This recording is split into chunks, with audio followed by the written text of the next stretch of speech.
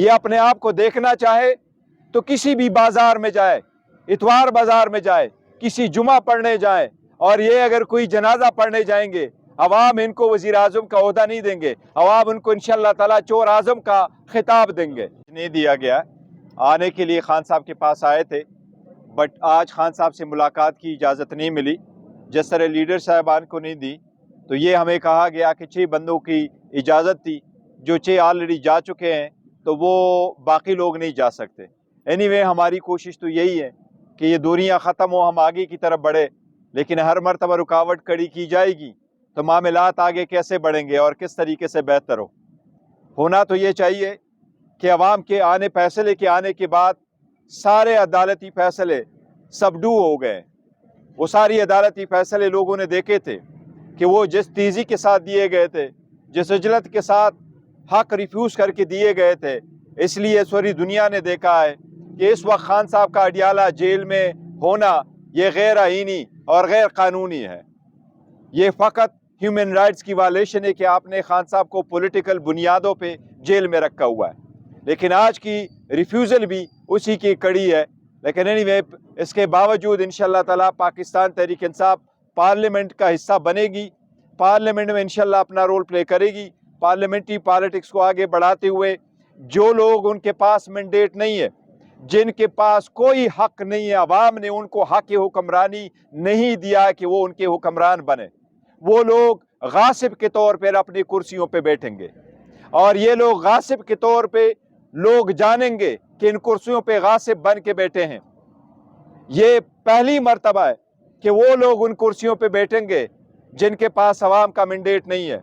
ये अपने आप को देखना चाहे तो किसी भी बाजार में जाए, इतवार बाजार में जाए, किसी जुमा पढ़ने जाए, और ये अगर कोई जनाजा पढ़ने जाएंगे, अवाम इनको वजीर आजम का ओहदा नहीं देंगे, अवाम उनको इंशाअल्लाह ताला चोर आजम का खिताब देंगे, और इंशाअल्लाह अवाम ये चोर आजम को से हिसाब फिर भी लेंगे।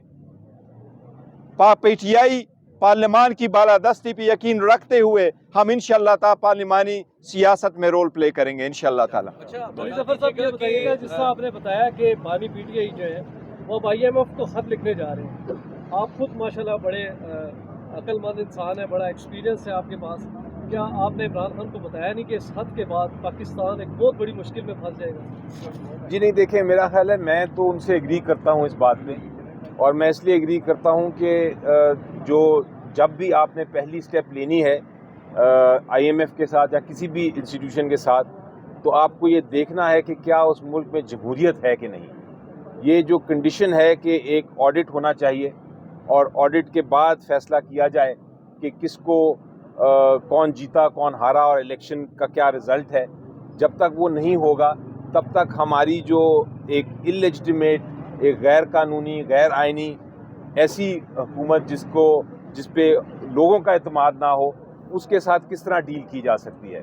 तो मेरा ख्याल है ये कंडीशन जो है, ये बड़ी एक इसमें देखिए एक चीज़ याद रखना, पाकिस्तान तहरीक इंसाफ कभी कोई ऐसी स्टेप न ली है न लेगी जिससे पाकिस्तान की इकानमी को नुकसान हो। हम तो चाहते हैं कि बेहतरी की तरफ हो। पहले भी IMF को ये कहा था कि आप इंश्योर करें free and fair and transparent election हो। ये उसके तनाजुर में है कि हमने पहले भी कहा है, दोबारा भी कहेंगे, जहाँ से भी इन्फ्लुएंस हो हमने यही कहा है कि ये अवाम का मैंडेट है। पाकिस्तान का प्रोग्राम के बारे में नहीं लिखा हुआ, हमने पहले भी वार्न किया था कि अगर इलेक्शन फ्री फेयर ट्रांसपेरेंट नहीं होंगे तो पाकिस्तान की इकानमी सफ़र होगी। ये बात हुई। जी सर, ये बता दीजिएगा कि काउंसिल में आपने और नामजद वो शामिल नहीं हुए, उसकी वजह क्या है, और साथ ये बता दीजिएगा कि इंटर पार्टी इंतखाबात होने जा रहे हैं, 3 मार्च का टाइम दिया गया है, तो कि उसमें चेयरमैनशिप के लिए कौन होगा? देखिए पहली बात तो ये है कि जहां आपने कहा कि हमने नहीं जमा कर लिए थे, हम जमा करते रहे, लेकिन 2-3 नाम बीच में से रह गए थे, वो ज़रूरी नहीं थे, उस पर्पज़ के लिए हैं, तो हमने नॉमिनेट कर दिया था और सबमिट कर रहे थे, लेकिन आखिरी वक्त में 1-2 नाम हमने रख लेते अपने पार्टी को पार्लियामेंट्री लेवल पे भी रिप्रेजेंट करने के लिए, कि हम इसलिए रखेंगे ताकि हम अपने पार्टी का वो तशख़्ख़ुस फिर भी कंटिन्यू करेंगे। इंशाअल्लाह ताला 3 तारीख को पाकिस्तान तहरीक इंसाफ के पार्लियामेंट्री इलेक्शन होंगे।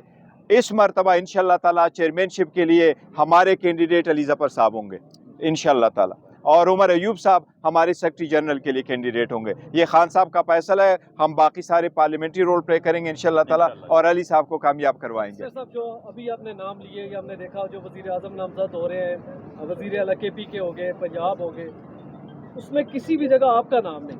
آپ بڑے مشکل حالات کے ساتھی رہے. کیا یہ جو خبریں درست ہیں کہ آپ کو سائڈ لائن کیا جا رہا ہے؟ نہیں نہیں, بالکل ایسا نہیں ہے. پارلیمنٹری پالیٹکس بڑی ایک اپنے اسٹیج کی ہیں. عمر ایوب صاحب بڑے بہترین ہیں. جب خان صاحب نے فیصلہ کر لیا تھا تو 2-3 فیصلے ایون الیکشن کے پہلے وقت سے خان صاحب نے کر لیے تھے. اس کے تناظر میں ہم نے اپنے کینڈیڈیٹس کو پہلے بھی کہہ دیا تھا کہ آپ 2 سیٹوں پہ انتخاب نہ لڑے, ایک پہ کریں, کیونکہ یہ فیصلے پہلے ہو چکے تھے.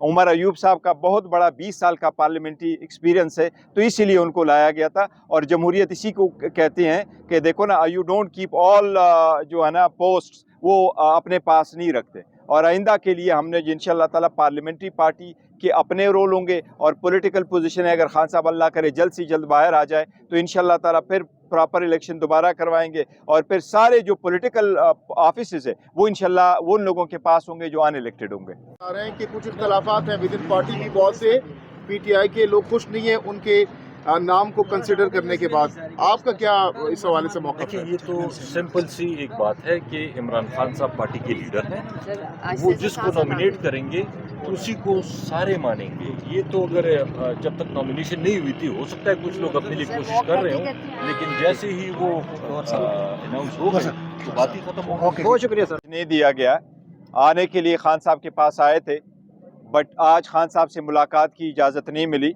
جس طرح لیڈر صاحبان کو نہیں دی, تو یہ ہمیں کہا گیا کہ 6 بندوں کی اجازت تھی, جو 6 آلریڈی جا چکے ہیں, تو وہ باقی لوگ نہیں جا سکتے. اینی ہماری کوشش تو یہی ہے کہ یہ دوریاں ختم ہو, ہم آگے کی طرف بڑھے, لیکن ہر مرتبہ رکاوٹ کھڑی کی جائے گی تو معاملات آگے کیسے بڑھیں گے اور کس طریقے سے بہتر ہو. ہونا تو یہ چاہیے کہ عوام کے فیصلے کے آنے کے بعد سارے عدالتی فیصلے سبڈو ہو گئے. وہ ساری عدالتی فیصلے لوگوں نے دیکھے تھے کہ وہ جس تیزی کے ساتھ دیے گئے تھے, جس عجلت کے ساتھ حق ریفیوز کر کے دیے گئے تھے. اس لیے سوری دنیا نے دیکھا ہے کہ اس وقت خان صاحب کا اڈیالہ جیل میں ہونا یہ غیر آئینی اور غیر قانونی ہے. یہ فقط ہیومن رائٹس کی وائلیشن ہے کہ آپ نے خان صاحب کو پولیٹیکل بنیادوں پہ جیل میں رکھا ہوا ہے. لیکن آج کی ریفیوزل بھی اسی کی کڑی ہے. لیکن اینی وے اس کے باوجود انشاءاللہ تعالیٰ پاکستان تحریک انصاف پارلیمنٹ کا حصہ بنے گی, پارلیمنٹ میں انشاءاللہ اپنا رول پلے کرے گی. پارلیمنٹری پالیٹکس کو آگے بڑھاتے ہوئے جو لوگ ان کے پاس مینڈیٹ نہیں ہے, جن کے پاس کوئی حق نہیں ہے, عوام نے ان کو حق حکمرانی نہیں دیا کہ وہ ان کے حکمران بنے, وہ لوگ غاصب کے طور پر اپنی کرسیوں پہ بیٹھیں گے. اور یہ لوگ غاصب کے طور پہ لوگ جانیں گے کہ ان کرسیوں پہ غاصب بن کے بیٹھے ہیں.